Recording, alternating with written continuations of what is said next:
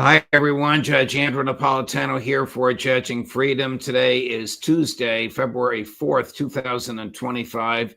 Professor Glenn Diesen will be with us in just a moment on how NATO provoked Russia. But first, this. Markets are at an all-time high. Euphoria has set in. The economy seems unstoppable, but the last administration has buried us so deep in debt and deficits, it's going to take a lot of digging to get us out of this hole. Are you prepared? Lear Capital specializes in helping people like me and you grow and protect our wealth with gold. Did you know that during Trump's last presidency, gold rose 54% to a record high? If that happens again, that puts gold at $4,200 an ounce in his next term. Don't wait. Do what I did. Call Lear at 800-511-4620 or go to LearJudgeNap.com for your free gold ownership kit and special report, $4,200 gold ahead. When you call, ask how you can also get up to $15,000 in bonus gold with a qualifying purchase. Call 800-511-4620, 800-511-4620, or go to LearJudgeNap.com and tell them the judge sent you. Professor Diesen, welcome here, my dear friend. Just to remind our audience, you are a professor at the University of Southeastern Norway and a friend of the show and a colleague of mine, and I'm happy that you're here and allowing me to pick your brain. Before we get into the background of NATO and Ukraine and Russia, what is the basis for the American cultural hatred of Russia? Well, this is a huge study. The British have been preoccupied with some time as well, especially back in 1836. There was a lot of articles and pamphlets written about this. Why there was so much resentment. I think a key theme was always that Russia was initially was not seen to be properly European, but it was also a key reason was the main competition for this Eurasian continent, that is the United States as a maritime power, much like the British before it, saw that the global dominance or primacy depended on dominating the world from the maritime periphery, while the Russians, they threatened, again, the British back in the 19th century to essentially overturn this strategic advantage by connecting the Eurasian landmass by land. This was always the reason why the British and thereafter the Americans wanted to keep the Russians and the Germans divided, because if they would align too closely, they would make up an independent pole of power, which could challenge the British and then the United States. Of course, in these days, with the rise of Asia, we're seeing something spectacular, which is the efforts to push Russia back into Asia, which historically meant to make it economically backwards and isolated. Now it means pushing it towards China, which creates this very powerful duo, which is Chinese industrial power with and technologies with the Russian natural resources, and also increasingly much more industrial power and high tech as well. Where are European elites on this? Do they share the American cultural hatred for Russia? And after that, I'm going to ask you where you think Donald Trump is on this. But let's start with the European elites. I'm sure you have a finger on that pulse. Well, they see essentially the European project, which was developed after World War II, but then even more so after the Cold War. This whole project was seen as being a project without Russia. So again, if one takes a step back, it all looks a bit absurd to try to create a Europe without Russia. But the whole premise on Russia being part of Europe, that is, it should still do as the EU and other Europeans tells it to do, but it shouldn't have a seat at the table. All of this was premised on the idea that we should have very asymmetrical interdependence. That is, Russia should be very dependent on the Europeans. Europeans shouldn't be dependent on Russia. And instead of diplomacy, where we recognize mutual concerns, the main idea was that the Europeans, they thought of themselves as the teacher. Russia would be the student. So diplomacy meant that we would socialize Russia to become more like us. It's always been through this for a few centuries, actually. We always viewed Russia as the mirror image of ourselves. We were Western, they were Eastern. We were European, they were Asiatic. We were civilized, they were barbarian. Then, of course, now we say that now everything has to be divided by liberal democracy versus authoritarianism. So Russia's always been the main actor, not just to allow the West to have unity through looking at an external threat, but also it's in its own identity. Russia's always been what we refer to as the other, that is the main opponent, which we mirror our own image.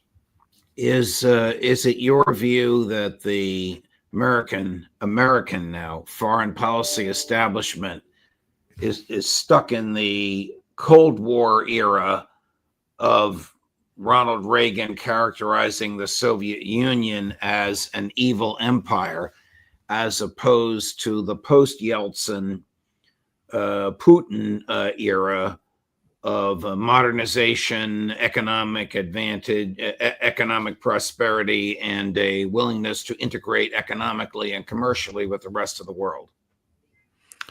I think it's very outdated, the view of Russia. And again, when we create a narrative to explain how things went so wrong, because we do need a narrative, because keep in mind that in the 1990s, the main objective of Russia was just to integrate with the West. This was the only goal, which is why they were even willing to ignore China and other countries in the East, because they hold them back in their rush towards the West. But so how can we explain what happened? Well, the narrative is that we ended up, Putin took over after Yeltsin. Everything was just nice and dandy. And then after Putin came in, he essentially began to revive the great power rivalry and trying to restore the Soviet Union. Everything more or less happening in a vacuum because of his own power, being power hungry.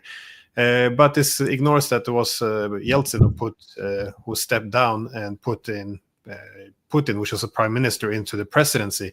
And the reason was the entire political platform of Yeltsin had collapsed, because his main idea was, we'll democratize market reforms, we'll just do pro-Western on all our policies, and then they will welcome us. But instead, Russia became weaker and weaker, and we saw an opportunity to create a Europe where Russia didn't have to be a part of it. And this was seen as being sustainable as long as the Russians were weak. So this whole idea that this just happened out of a vacuum, no, the entire pro-Western platform, it collapsed because we didn't want Russia in Europe. And enter NATO, which yes. Of course was crafted to be a defensive organization against Russian expansion after World War II. And of course, the opposite has happened. It's become offensive, not defensive, and it has expanded over and over and over again, notwithstanding promises made by Western diplomats like former Secretary of State James Baker. How is NATO regarded today amongst European elites? I know how it's regarded amongst Russia. I'll ask you that in a minute. But amongst European elites, how is NATO regarded? Or is there a little bit of, what's the word I'm looking for? Confusion, because Trump is not a fan of NATO.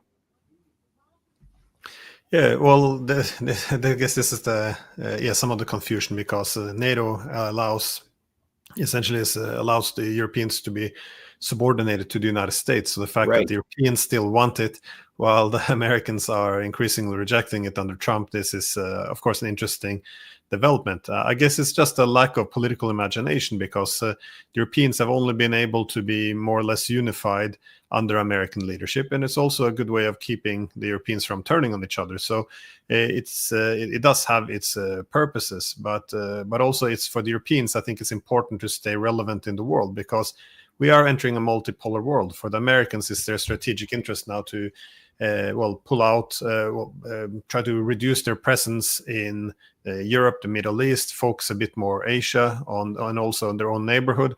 So in a unipolar world, America and Europe was seen to standing next to each other in some form of collective hegemony. While meanwhile, in the multipolar world, the Americans are leaving Europe. Europe really isn't that relevant anymore. So it's I think it's a lack of imagination to consider something else. But there's also, I guess, nostalgia for NATO, because many people remember it through the Cold War, and it was able to deter the Soviet Union. But NATO, as you suggested, has changed. During the Cold War, it was a status quo power. That is, it just aimed to maintain the status quo. After the Cold War, it became a revisionist power. That is, by expanding and also by going what NATO calls out-of-area missions, which is using force against countries which hasn't threatened it. This was actually Kissinger's argument in 1999 when NATO attacked Yugoslavia 2 weeks after it expanded. And he said, well, now we can't tell the Russians anymore that our expansionist alliance is only defensive. And I think this is the main problem. And again, if you want to have a unipolar system, a hegemonic system, Right. then the concept of security is changed, because traditionally security is derives from being able to mitigate security competition between the great powers. But what good has come? What good has come from NATO? Not much anymore, I think. Well, I think during the Cold War, it was a lack of alternatives. Ideally, we would have a security system which were able to create indivisible security. That is, either side wouldn't increase their security at the expense of the other. We would seek to find ways to elevate the common security.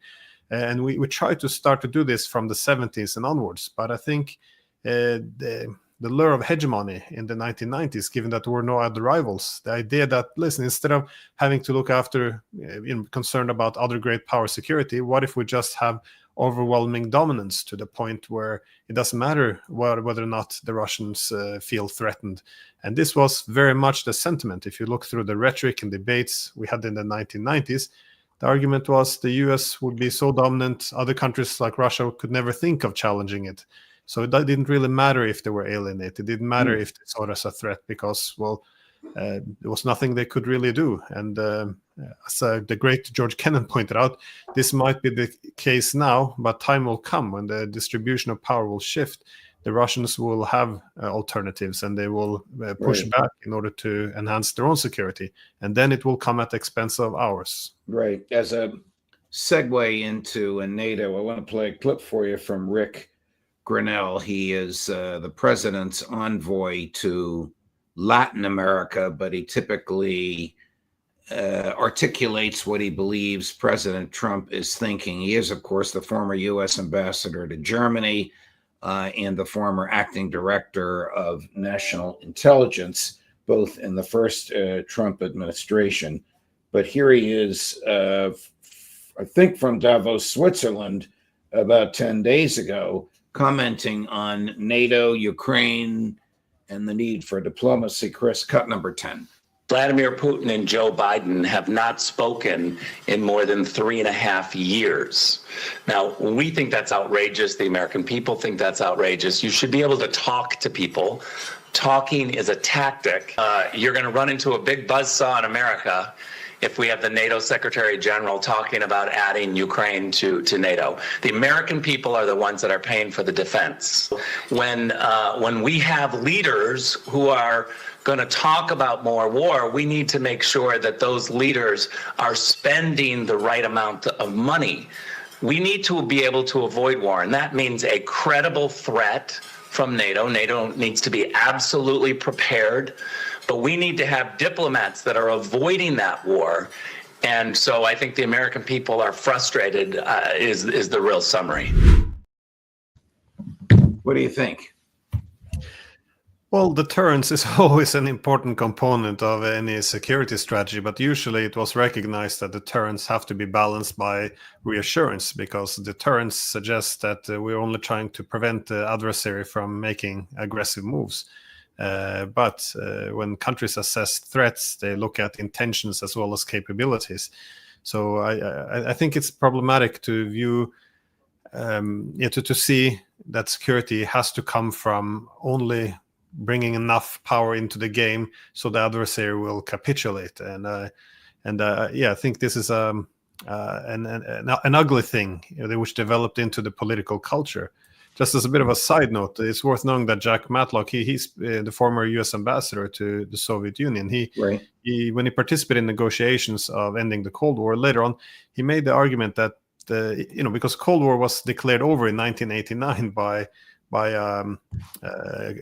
negotiations. But when the Soviet Union collapsed in '91, he argued that dangerous revisionism took place in Washington, in which the assumption was that now the Cold War didn't end, as Bush said, we won. And that was so important because after this, the whole idea was we'll have peace by defeating enemies, not through diplomacy and mutual security. So whenever I hear this talk of, we just have to be prepared to go to war with the Russians, I mean, that's how we ended up here. It's well, is the American foreign policy establishment still hung up on Ukraine joining NATO, or has that changed radically from and after the presidential election that brought Donald Trump back to power? Oh, I don't think Trump wants Ukraine into NATO at all. I think he recognizes that this is a mistake.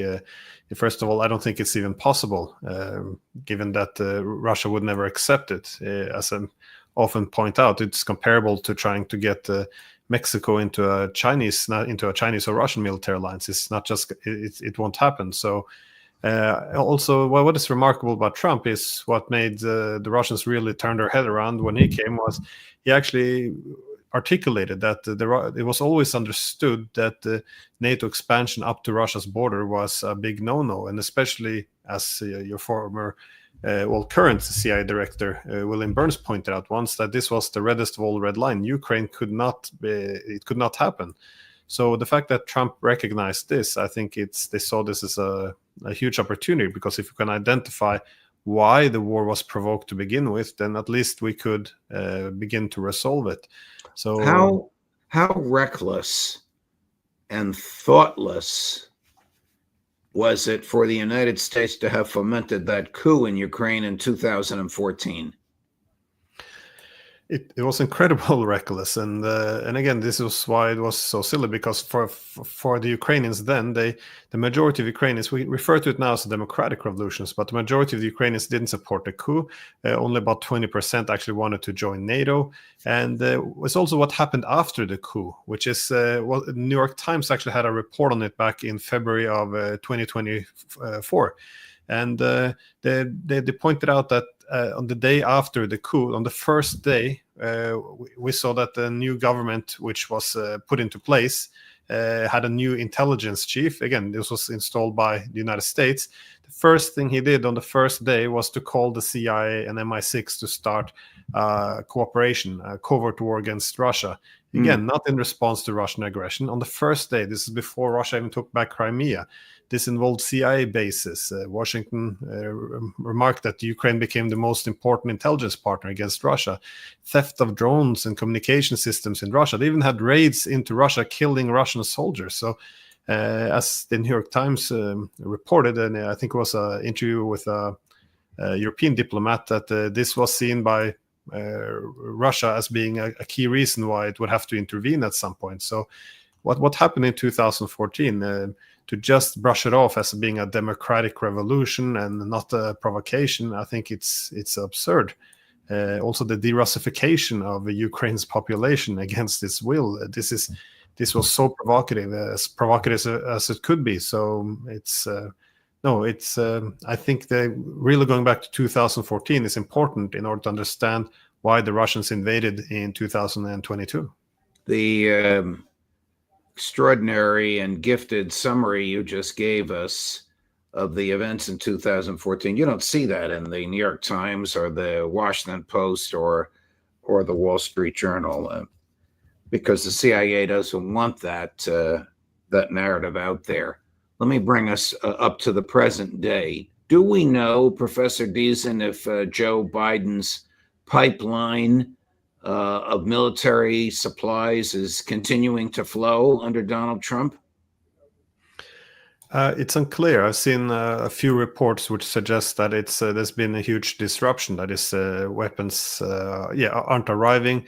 I've seen some reports about cancellation of those doing the logistics and supplying the weapons. Of course, it's also fascinating that he cut or suspended, at least temporarily, foreign aid, which, for example, US aid and other NGOs, because these are also very important in keeping the conflict going. What is fascinating is in Ukraine, for example, they reported that they lost between 80 and 90% of funding for the media there, which is financed then by the U.S. government. So it's Right. quite a lot of things are coming into light now that we see some of the money being cut How off. do you see the war ending? Zelensky refuses to speak to Putin. Putin doesn't recognize Zelensky as a legitimate authority, which in my view under the law is a correct view for President Putin to take. How will the war end? Who will sign something that the Russians will and the international community will accept? Well, I spoke a few days with the representative of the Russian Federation in the United Nations, and he was kind of pointing out that ideally it would be a negotiation between Russia and the United States, because it is primarily a conflict between NATO and Russia, a proxy war in Ukraine. But he made a point that the Europeans, they were mainly spoilers. They didn't want really a peace agreement. Also, they're kind of irrelevant now. If you want to talk to NATO, you talk to the US. And in terms of Zelensky, I think you're spot on. The Russians, they see Zelensky as being illegitimate. They're concerned that once he goes away, the Ukrainians themselves will say whatever he signed, it doesn't really count because he was illegitimate. His presidential term expired and he didn't want to go away. Furthermore, Zelensky has the demands he's putting, like 200,000 troops along the borders, is simply not going to happen. Again, this is why the Russians invaded to begin with. They didn't want NATO troops along their borders in Ukraine. Right. And now the peace solution, as the Russians are winning, should be to have 200,000 Western troops along its borders. It's just a big non-starter for them. So does the Kremlin consider the war effectively over and won?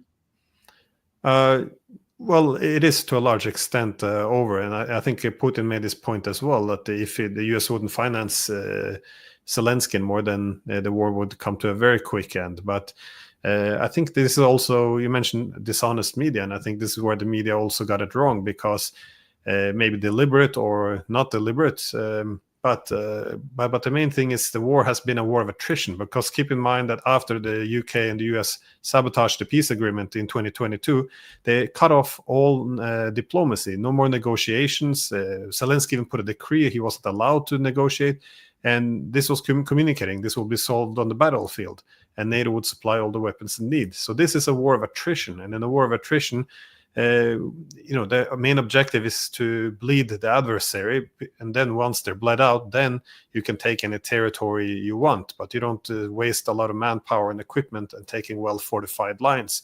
And then, so when the journalists are saying, well, look, the conflict is stagnant, the front lines aren't moving, they're going by all the wrong metrics. It's you have to look at the attrition rates, that is, who's losing more soldiers and equipment.